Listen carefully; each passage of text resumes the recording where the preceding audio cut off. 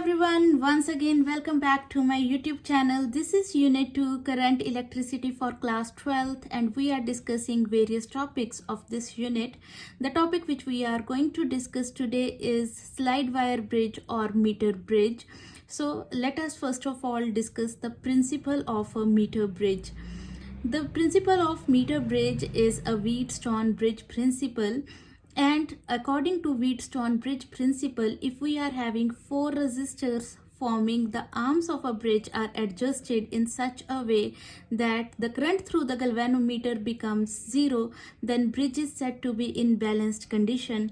And in balanced condition, we have P upon Q is equal to R upon S. So this is the principle of meter bridge. The other thing which I would like to introduce about the meter bridge or a slide wire bridge is that this device is named so because it contains a wire whose length is 1 meter, that is 100 centimeter, and hence it is named as a meter bridge.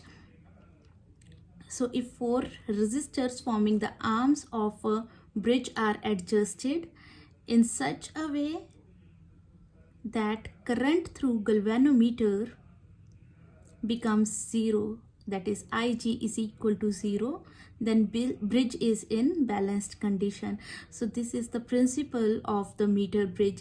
We are going to apply this principle in order to find the value of unknown resistance. So in a meter bridge, we are having two spaces which are provided. One is meant for attaching the resistance box from where we can offer the resistance. Then we are having one space provided in the meter bridge which is used in order to connect the unknown resistance. With the help of meter bridge, we can find out the value of unknown resistance. So a meter bridge experiment is there in your syllabus as well. So let us get into the construction.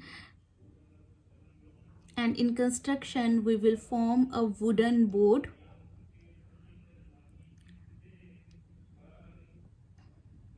So on the wooden board, we will be having various connections. A wire of length 1 meter is already connected on this wooden board. So we will form the full layout. So these are metallic connectors which are able to connect the various components in a circuit. It will help us to connect the various components in a circuit. So the spaces between them are utilized to attach the resistance box and the unknown resistance. So the points AB contains a wire which is 1 meter long, that is 100 centimeter long, and below the wire there is a meter scale attached so that we can measure the length of the balancing point. So wherever we will get the balancing point, we will be able to measure the length, that what portion or what length of the wire is offering a particular amount of resistance. So this is the scale which is already attached below the 1 meter long wire, and the spaces between the two metallic plates is covered with a resistance box. So here we will be having a resistance box which we will connect, and we will offer the resistance from the resistance box. So the resistance box is connected between the space, and then here in the middle plate we are having a point D, and on the other side of the space between the two metallic connectors we will connect the unknown resistance of resistance X. So the value of X is to be determined with the help of meter bridge. So from point D we will connect a galvanometer. One end of the galvanometer will be connected to point D, and the other end of the galvanometer will be connected to the jockey which is free to slide along the length of the wire. So jockey will give us a balancing point. So let us mark the balancing point as length L, and the remaining portion up from J to B will be marked as 100 minus L. So here we are having two resistors R and X. X is unknown resistor, R is a resistance from the resistance box. But in order to make this meter bridge work, we need a driving circuit. And for this purpose, we will connect the A end of the wire with a battery, driving battery. And then this driving battery will be connected to a key, and the other end of the key will be connected to the B end, and in this way driving circuit is completed, which will help to pass the current through the wire AB. So this is called a driving circuit. In this circuit, we are having R, we are having X, but we are not knowing the values of P and Q. The portion AJ will act as the P resistor, and the portion JB will act as a Q resistor. So I can form the simplified diagram which is meant for the wheatstone bridge as well. That is the four resistors P, Q, R and S forming the arms of the meter bridge. So P, Q, R and S. But here we are not having S, we are having a resistor of unknown resistance and we mark it as X. And we have connected a driving circuit such that this battery is sending certain amount of current to the bridge, and this battery is connected with the help of a key. Also, we need to connect a galvanometer. So galvanometer is connected between these two terminals.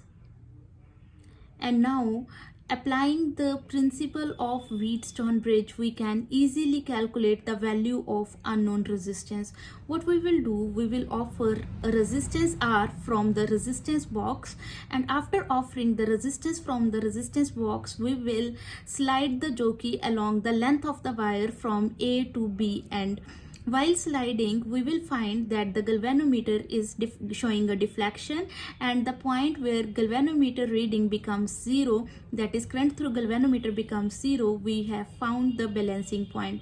So AJ is the portion of the wire which will offer P resistance. So it will offer certain amount of resistance, and we will call this resistance as P. And JB is that portion of the wire which will offer different amount of resistance, and we will mark this resistance as Q.